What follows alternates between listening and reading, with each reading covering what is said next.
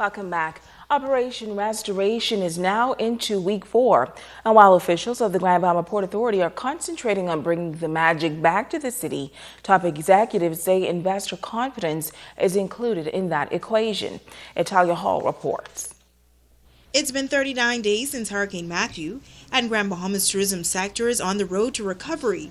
The president of the Grand Bahama Port Authority, Ian Roll, says a number of tourist attractions like the Lakayan National Park, the Garden Cafe, Bahamas Adventures, UNEXO, and much more are now operating with customers on a daily basis since the Carnival cruise ship came into port. The overall message that I came away with from my various discussions with these licensees was that Matthew made them better, not bitter. They all had a choice of deciding to be victim or victor. They chose to be the victor. Let us all remember that you would be a better person not reflecting on what you have done, but what you have overcome. And as it relates to the economy of Freeport, Roll says he's very confident that things will bounce back soon. Before the storm occurred, we were focusing on realizing a major plan, a vision plan for the Port Lucaya area in particular, and also we're looking at creative ways to rejuvenating and resuscitating the real estate development sector. An unfortunate thing happened, the storm, but in a crazy way that rejuvenated the real estate development type of sector. All the contractors are now busy. The president says there is a plan afoot for sustained development. And when it comes to the confidence level of potential investors, it's up to us to convince them that these things happen. We live in a region where hurricanes come and they go. Unfortunately, we are people who could rebound very quickly here in Freeport. Italia Hall, ZNS Network News.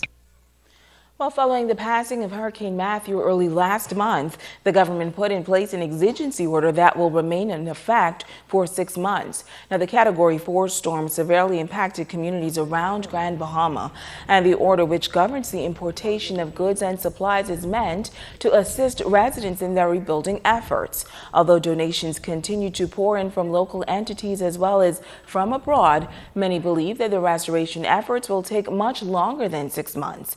Keith Cooper of the West End Ecology Hurricane Fund is appealing to the government for an extension to the exigency order. There's no way anybody in this town can rebuild in 6 months. It's physically impossible. It's financially impossible.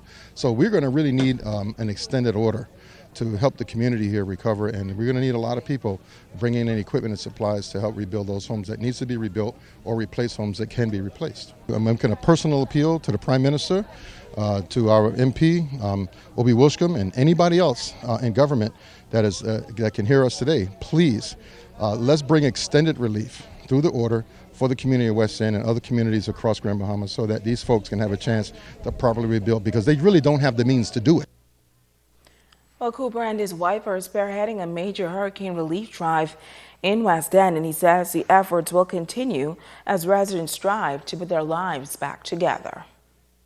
Since the storm, we started about maybe not even a week after the storm, and we've been at it full time every day, taking very little time off to even catch ourselves. The next phase is to get more building materials in for the community as well. So we're working on a lot of things right now to get people from overseas to give more aid to the community.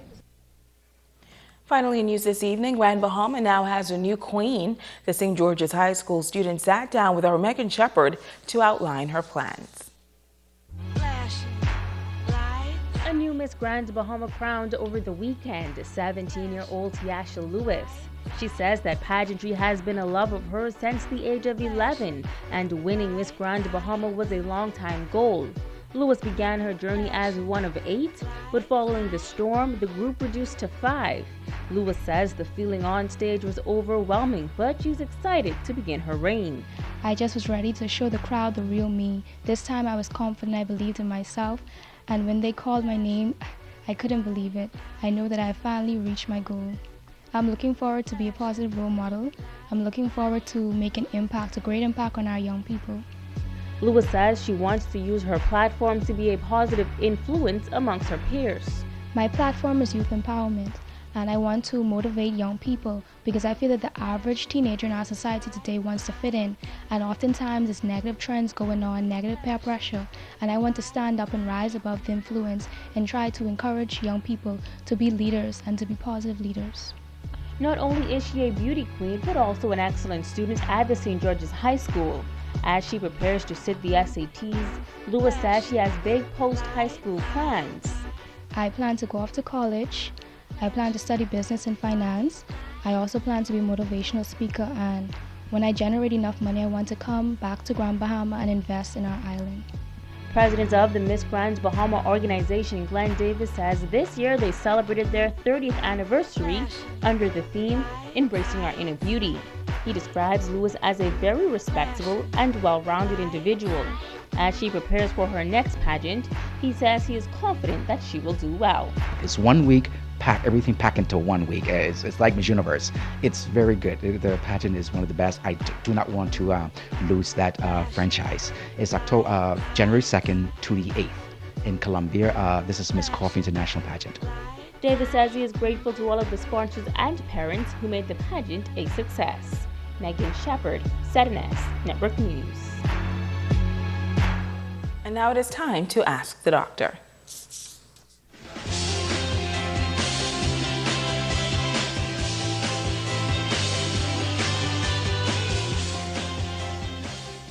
Hi and welcome. Eli asks, I know that we are supposed to wash our hands regularly, but why is it so important? Is it better to use an antibacterial soap? Thank you for such an important question, Eli. As you touch people, objects, and different surfaces each day, the amount of germs on your hands accumulate. If you touch your eyes, nose, and mouth, this can lead to you infecting yourself and others. So frequent hand washing can help you to reduce the amount of bacteria, viruses, and other microbes that can be transferred. This prevents you from diseases such as colds, the flu, and food poisoning. You should always wash your hands before preparing and eating food, treating wounds or caring for anyone who is sick or injured, and inserting or removing contact lenses. And you should always wash your hands after using the bathroom or changing a diaper, touching an animal, leashes, or waste, blowing your nose, coughing or sneezing into your hand, handling garbage, and shaking hands with others. When washing your hands, it is important to use warm water and soap. Even though it seems that everything is antibacterial these days, contrary to belief, recent studies have shown that using antibacterial soap is not more effective at killing disease-causing germs than regular soap and water is. I'm Dr. Monique Pratt, and this has been Ask the Doctor. Stay with us. We're going to Live One as a check on sports when we come back.